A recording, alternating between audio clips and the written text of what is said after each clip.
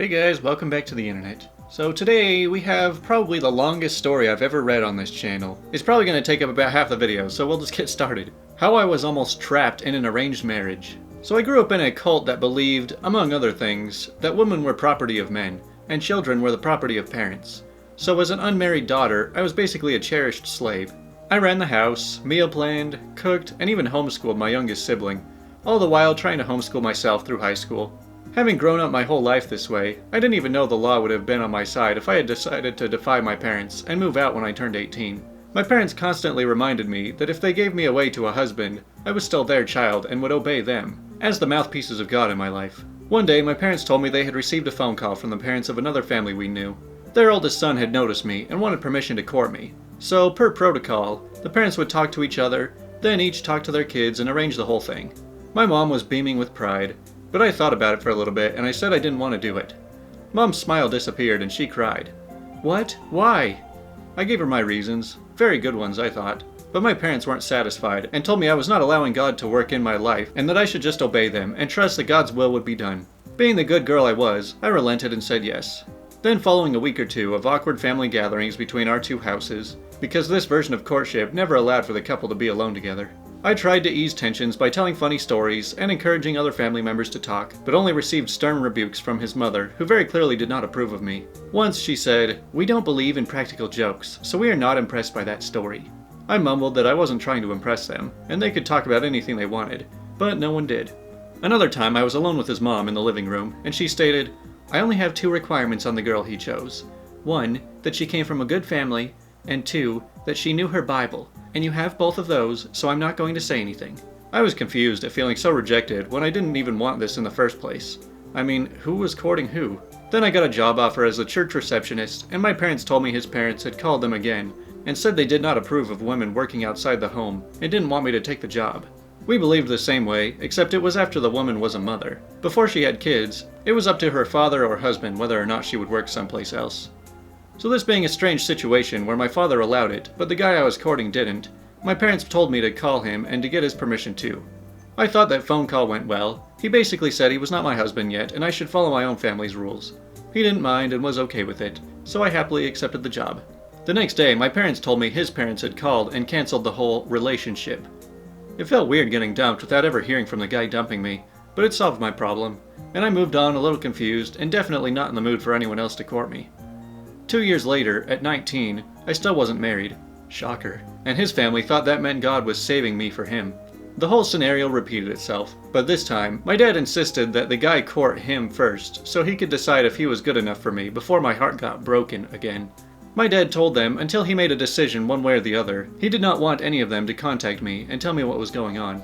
The guy decided no contact couldn't possibly mean letters, so he wrote me a 5-page apology for dumping me 2 years before, and confessing that he had been falling in love with me and wanted to know if it was worth his time to even get to know my dad. My parents saw his name on the envelope and confiscated the letter before finally deciding it was too late, and they explained the whole thing. I was honestly insulted that a guy I had barely seen in 2 years would say he loved me, but doubt if it was worth his time to follow my family's requirements to court me, especially after the last time he tried it. His family made me feel like trash. We agreed to meet at a local restaurant and agreed on terms of a relationship and decided if we ever wanted to try it again. I sat on the side of the table with my parents on either side of me. He sat on the other side with his parents on either side of him. It felt like we had lawyers. His dad immediately started yelling at my dad for denying his son and saying it was so obvious that I wanted this and that he was holding me back. My dad's a quiet man and he sat there like an angry stone while this man yelled at his face in the middle of the restaurant. It got so heated and embarrassing. The guy who liked me excused himself to the bathroom to throw up. While he was gone, his dad also said if we didn't accept his son, there might never be another guy to come along and marry me. This made me laugh because I wasn't that desperate to just accept the first guy to ask just because I was scared no one else would. I didn't care if I ever got married or not, even though I didn't dare tell anyone else that. The evening ended with an agreement that we would pick up where we left off. We thought that meant more courtship. They thought they already did courtship, so now it was an agreement to get engaged. The mistake quickly revealed itself a few days later when another guy friend I had, a new guy, emailed my dad himself and asked permission to court me. My dad told me I should tell the guy I was courting and ask him if I could stay friends with the guy who liked me, but who I had rejected. The guy came up with what I thought was a pretty good plan. My dad would tell him I was already courting someone else, and then I could introduce him to some of my other friends, and then maybe he would leave on his own. I thought that was brilliant, and my dad spent the rest of the evening writing a tactful reply to the new guy. The guy I was courting was now aware that I had friends who were not female. Their family believed guys and girls could never be just friends, so I was essentially cheating on him with 20 other guys. He called me the next morning, 6 days after I had agreed to this courtship, and asked my permission to ask my dad's permission to ask me to marry him. Basically, the lamest over-the-phone proposal ever. He said he was in love with me, and we didn't have to get married right away, but that I would just be his, and have a ring on my finger so no one could take me away from him. I told him I was flattered, that he thought he loved me, and I wished I could say I loved him back, but I didn't. It had only been 6 days, and I hadn't even decided how I felt about him yet. His voice changed instantly, and he angrily snapped, asking if I was still talking to that guy who also liked me. I was shocked. I had never seen this side of him before. That's why it should take longer than 6 days to find a spouse, kid. I tried telling him that my dad had only just replied to his email, and I hadn't had a chance to introduce him to my friends yet. He said, "That wasn't the plan. We agreed you wouldn't talk to him anymore." I shut him down and said, "Whoa, I'm only doing what you told me to do. We're not engaged yet. I talk to a lot of guys, and it doesn't mean anything romantic. We're just friends."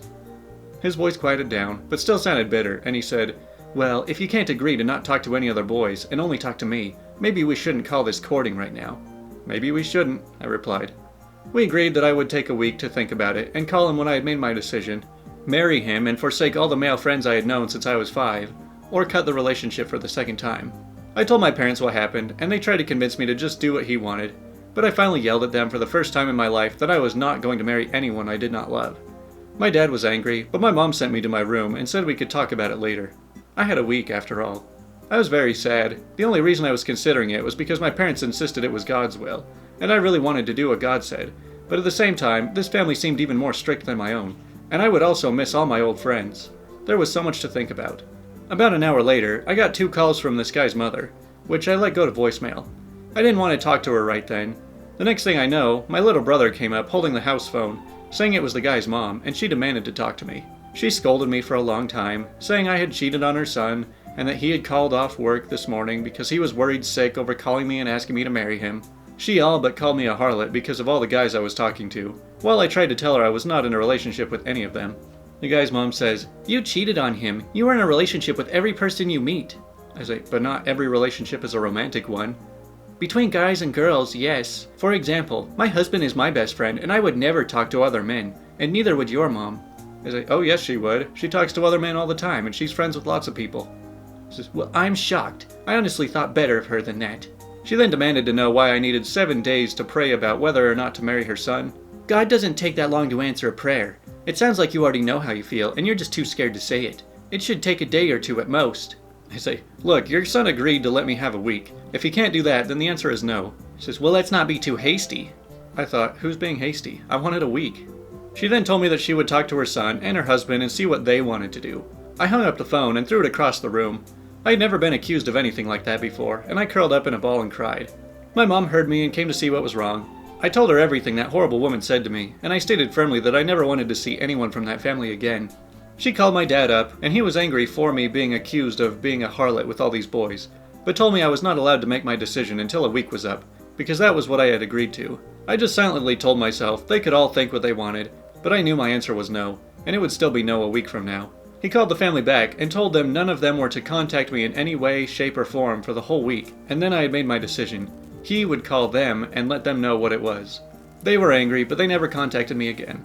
Almost 2 years later, I married the new guy who had emailed my dad.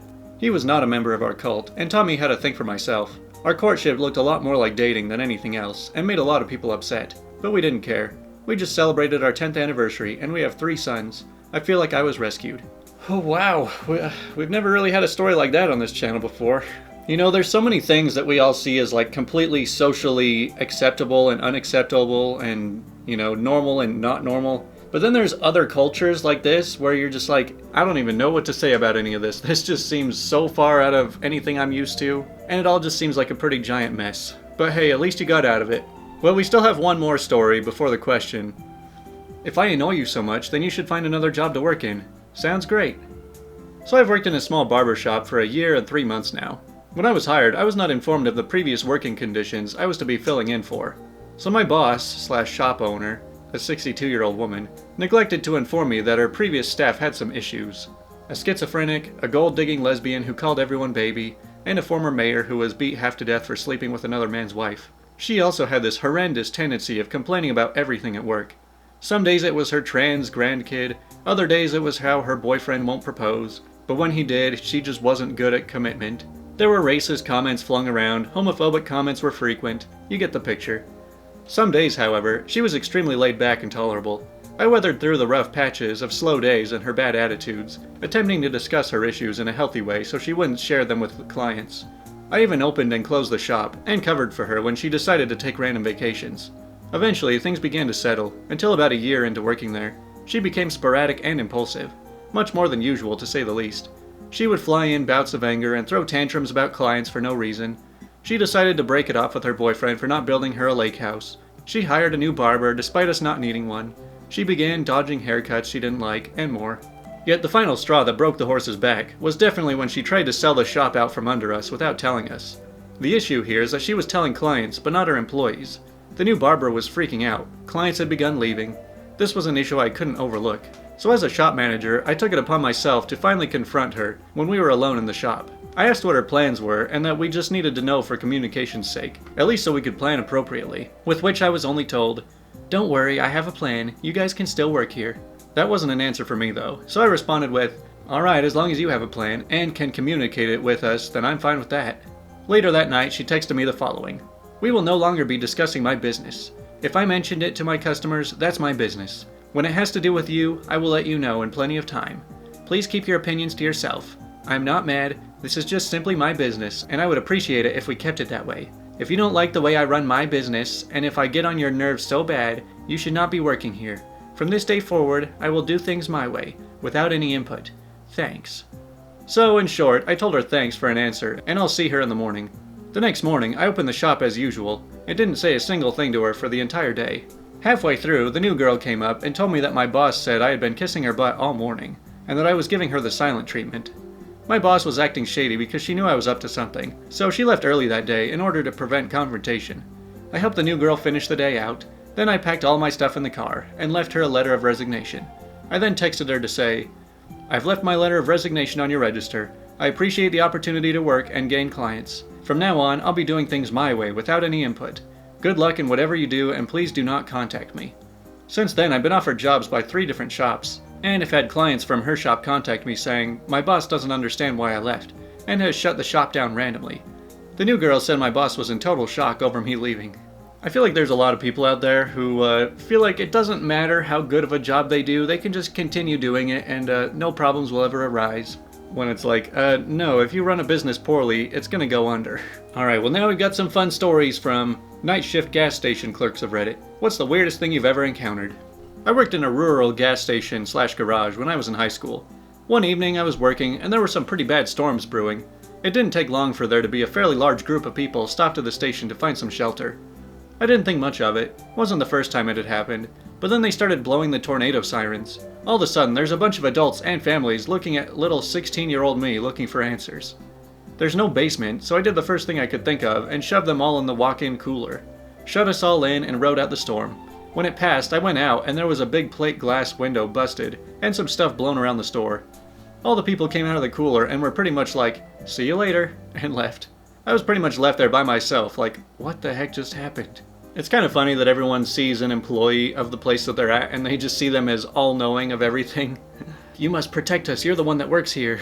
So I was working at a mobile late one night in my hometown, which is a summer vacation hotspot, when a middle-aged man, who looked like he'd just walked off a golf course. He was obviously a little drunk, but drunk middle-aged men who golf was the norm for tourists, so I took no heed. He came up to the counter and I heard him ask me if there were any gay bars in town. I told him no, that the closest one I was aware of was in Provincetown, a gay hotspot, which was an optimistic hour drive away with traffic. He then asked me if I was interested in fooling around with him. I replied no, and in an attempt to soften the rejection, I joked, "I don't think my girlfriend would be too happy about that," which seemed to excite the guy as he redoubled his efforts. His big pitch was that he had an especially nice van that we could pull into a garage bay to use. Granted, it looked like a nice van, but didn't sway my stance. After another 5 minutes, he seemed to resign to his fate, and he left the store. I thought we were done and went back to reading. Half an hour later, I hear a car start up and leave the lot. I didn't realize he had just stayed in his van and was waiting for me. I figured, creepy, but whatever, he's gone. so I just put it out of my mind. A couple hours after that, I was closing up shop, and I had to go out on a ladder to change the prices of the sign for the next day.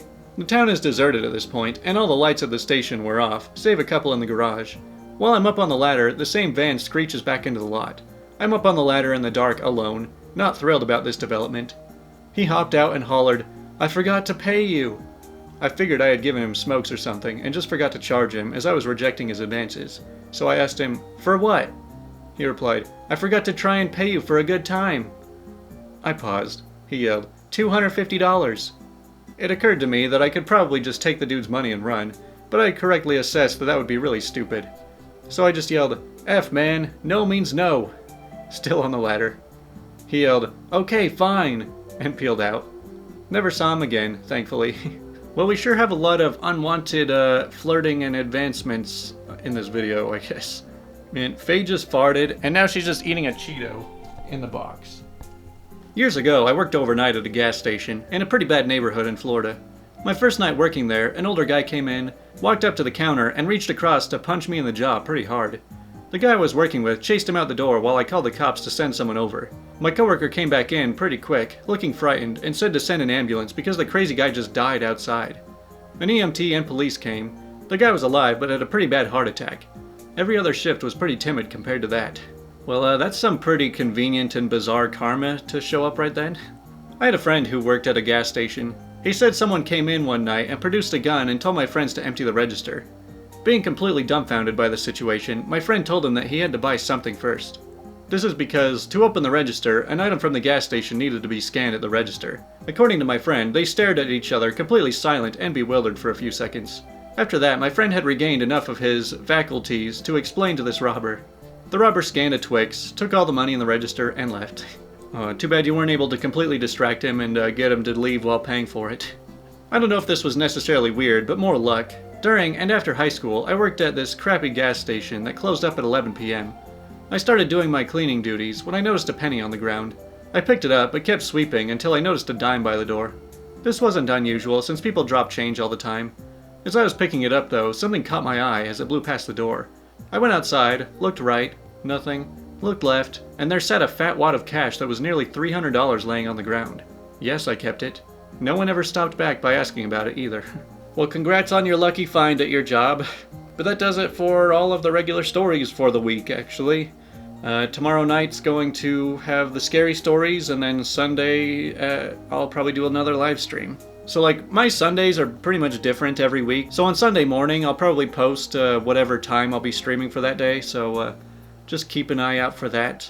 I tried doing like the schedule event thing last time, but it didn't work out so great, so... Anyways, thanks for watching. I'll talk to you guys next time. Hey, what's that on your face?